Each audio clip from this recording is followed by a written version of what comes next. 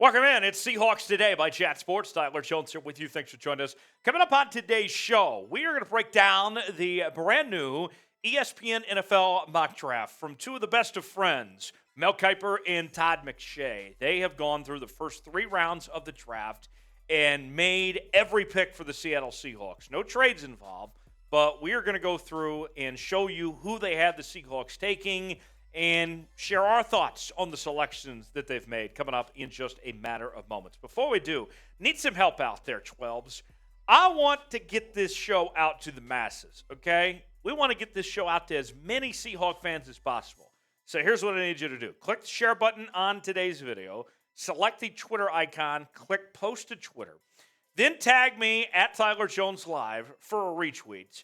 And for the first 10 people that share today's show, you are going to get a follow because I feel generous today. So help us, help you. Share today's video, and we'll get started with today's show. So here's how this works. We will go through pick by pick. We'll show you what they had to say and react to it and get you some statistics on these players as well. Let's begin with the number 5 overall pick. No surprise here. The Seahawks end up with Jalen Carter, the defensive tackle out of Georgia. And this one has been gaining a lot of steam over the last several weeks. Seattle going with Jalen Carter with this pick, and it makes sense for a lot of reasons for the Seahawks. And Mel Kiper was the one who made this pick. Here's what Mel had to say on the selection. If Carter falls to Seattle here, General Manager John Schneider might rush the pick to the podium. Carter is a perfect fit in the middle of Seattle's defense. He will eat up blockers and make everyone around him better. The numbers from Jalen Carter this past year. Remember, he was taking on a lot of double teams and yet still managed to have 32 tackles, 7 tackles for loss, 3 sacks, 2 forced fumbles, and 3 pass breakups. Jalen Carter is a beast. And if he is a Seattle Seahawk, as Mel said, I think Schneider would be running to the podium, and there should be a parade in the streets for getting a player of this caliber, arguably the best player in this entire draft, and you get him at 5, that's a win for the Seahawks. You make the pick. Do you agree with Mel?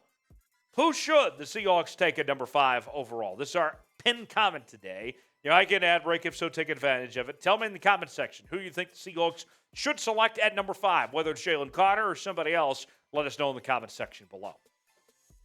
Moving along now to the 20th pick, and we're going to go with another Georgia Bulldog from the defending national champions, and that would be Nolan Smith, the edge rusher, going to Seattle with this pick. This time, Todd McShay made the selection. Here's what McShay had to say about why he has Nolan Smith going to Seattle at 20. It's a slight slide for Smith, but Seattle won't be complaining. He showed off his explosion at the Combine, and you see it on tape too with his great takeoff speed and change of direction ability. The Seahawks have to focus on building up that defensive line, so even after you get them, Jalen Carter at number 5, I'm getting him a disruptive edge rusher here. Nolan Smith made a lot of noise at the Combine with his vertical jump ability and the things that he brought to the table. But if you look at the statistics, they're still pretty solid too, beyond just what he did in the Underwear Olympics. Here's a guy that in 8 games played last year, he had 3 sacks, 7 tackles for loss, and 18 tackles. The year prior, he had 4.5 sacks, 3 forced fumbles, 8 tackles for loss, and 53 tackles. Nolan Smith is ready to play in the National Football League, and you pair him up with Jalen Carter, all of a sudden you got the Seattle Bulldogs going on here. That, to me, could be very intriguing. What say you now? Should the Seahawks draft Nolan Smith? You like the idea of him at 20 if he's available? Seems like a win, right? So far, so good from Mel and Todd. What do you think? Let me know in the comment section. Type Y for yes, type in for no. Should Seattle go with Nolan Smith here? Let us know in the comment section. Y for yes, in for no. Now we're starting to get a little juicy here. We move to 37 now, and that is where we find the Seahawks taking Hendon Hooker, the quarterback from Tennessee, with his selection. Now, keep in mind, there's a couple variables here that come with the Hendon Hooker pick. For one, he's coming off a torn ACL, likely to miss a significant amount of time this upcoming season, but you have a situation where Geno Smith will be the starter. And the way his contract is structured, really only this first year is guaranteed. So that's something to think about there. The other thing is he's 25 years old. So do you want to pay Hendon Hooker to sit on the bench when he's only getting older here? That's another thing to keep in mind. But nonetheless, Mel made this pick for Hooker here with the selection here to begin the second round. Here's what Mel had to say. This is where I'd feel comfortable taking Hooker if I were running a draft room. Seattle was able to fit defensive holes with its top 2 picks, and now it can try for its quarterback of the future. Geno Smith's contract shouldn't prohibit the Seahawks from taking Hooker if they like him. The statistics from Hendon Hooker. Last year, he was spectacular. Before the injury, it looked like he was on his way to taking the Tennessee Volunteers to the college football playoff and winning the Heisman Trophy, as he had 32 touchdowns and 2 interceptions, but injured his ACL in the South Carolina game there at the end of the season. The year prior, which gets forgotten about, his first year there working with Josh Heupel there at Tennessee, he had 36 touchdowns and 3 interceptions, close to 3,000 yards and a 68% completion percentage. But although the numbers look good, keep in mind the offense was kind of simplistic. Been described as a quarterback-friendly Mickey Mouse type offense. So there is a big learning curve for Hendon Hooker when it comes to playing in the National Football League. Then there's another question for Seattle. If you have Geno Smith, do you need to go quarterback that early? Or should you kick the can down the road to next year potentially, when next year's quarterback class is a lot better than this one with Caleb Williams and Drake May? What say you? Should the Seahawks draft a QB in the first 2 rounds? If you think they should, type D for draft. If not, type P for pass. Maybe you get a quarterback later in day 3 potentially. What do you think? D for draft, P for pass, if Seattle should take a quarterback in the first 2 rounds. We move ahead to 52 now, and the Seahawks go receiver. And you look at this Seattle team, obviously you have Lockett and Metcalf, who are as good as any duo in the NFL, but there is a hole at the number 3 wide receiver position, and you have to also start thinking about potentially developing a receiver to eventually replace Tyler Lockett, who's not getting any younger either, as he's in his 30s now. Could Jayden Reed be that guy for Michigan State? Todd made the pick. Here's what Todd had to say. Reed is one of my favorite prospects in this class. He is so good after the catch and can line up inside or outside. That's exactly what Seattle wanted to hear, by the way. He would be the perfect complement to DK Metcalf and Tyler Lockett in an offense that loves receivers who can generate separation. All that sounds fine and dandy to me. Sounds like that Jayden Reed passes the smell test with everything that we saw from what Todd McShay is saying about him and what he could bring to this Seattle team with that pick at 52 there. And I know that there are some people that think Seattle should go receiver in the first round.